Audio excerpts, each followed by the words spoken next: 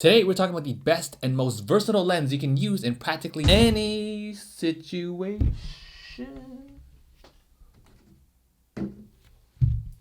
Where'd it go?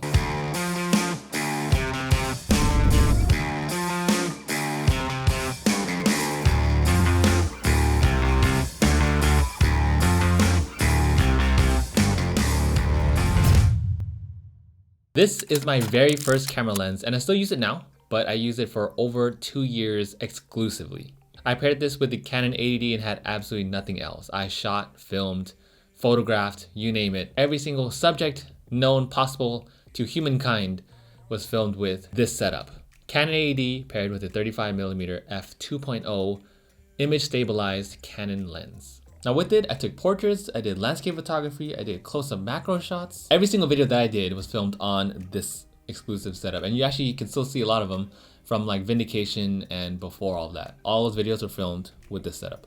It's not an L series lens because it doesn't have a red ring like it does in the other Canon series. So if you look here, right here, 85mm, this is the L series lens, so you'll see that exclusive red ring. So the professional line of lenses are called the L series. Those are indicated by that red ring that I just showed you. But this one's not, and that's okay because it's still amazing and way more affordable. So let's talk about it in terms of photo first. So this is a prime lens, meaning it has a fixed distance. It is set at 35mm, and you can't zoom in and zoom out with it like you can with telephoto lenses like the one here. So this one goes from 18mm to 55mm. It's part of the kit lens. So if I just twist the ring, you're able to zoom in and zoom out. Prime lenses, you're not able to do that. So now that invites the next question. Well, why would you want a lens that can't zoom in, zoom out?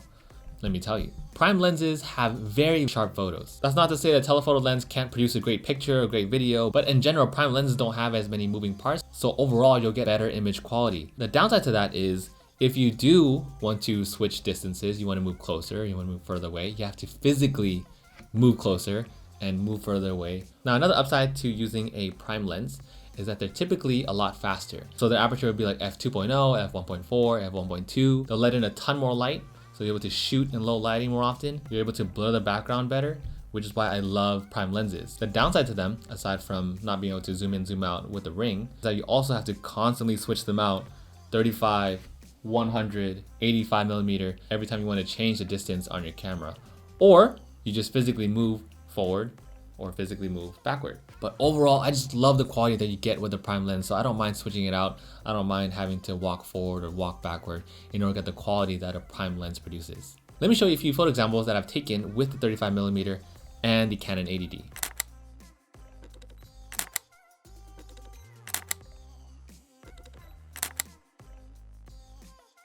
So it's not bad, right? For a non-L series lens, you get very sharp photos. You can shoot wide, you can shoot close, you can shoot portraits, you can shoot landscapes, you can shoot close-up product board game photography. That's why 35, 50mm are like the nice sweet spot in between like portraits and landscapes.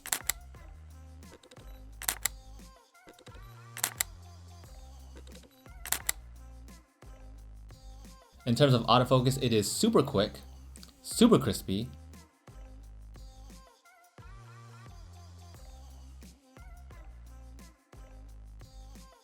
It's also image stabilized, which means that if you're shooting for photos, you can do a lot more shots handheld and you won't get that shaky, jittery look to your images. Now overall, for photography, it is an amazing lens. It's super durable. It lasts a long time. I've already had it for 3 years and I'm sure I'll have it for many more to come. Durability, like I mentioned earlier, well, this thing has fallen. So I actually dropped this lens about 5 feet from the ground. But there's not a single problem that I've identified with the lens, even after dropping 5 feet from the ground. You can still see the chips along the plastic ring of when I did drop it, like an idiot. It's been in the ocean, literally. It's been in rain, it's been in waterfalls, it's been sitting in very, very hot cars in 110-degree heat in Arizona. This lens has been with me everywhere and it's still performing like it was brand new. Like, no joke, it really is. And here's where I call the lens a very versatile lens. It's because you can also use it for video. Because it's image stabilized, you can do a lot more handheld shots. It's at f2.0, so you're able to shoot further and further in the evening. The autofocus is really quiet, so if you're planning to vlog and you have a microphone right here, you won't really hear all that motor noise that you would with like this lens. Oh my god, this lens, Yes, this is a kit lens, but man, this is like a freaking tractor on your camera. You hear every single moving bit of it.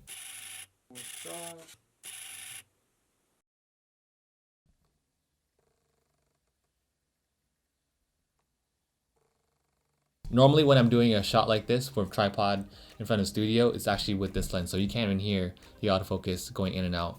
F2.0 is still really good to give a decent compression for your background, for video, and for photography, but of course it's not like a 85mm like that completely crushes and makes a really smooth, dreamy background. But I mean, for like the Swiss Army knife of lenses, and for what it can do, and for how adaptable, and for how many things you can use it for, it's amazing. But overall, if you're starting in photography, if you're starting to make videos, this is the go-to lens that I would recommend. It's gonna last you a long time. You can use it for practically any situation. It's great in low light. You can use it for both photos and videos. It's gonna give you overall amazing, sharp quality.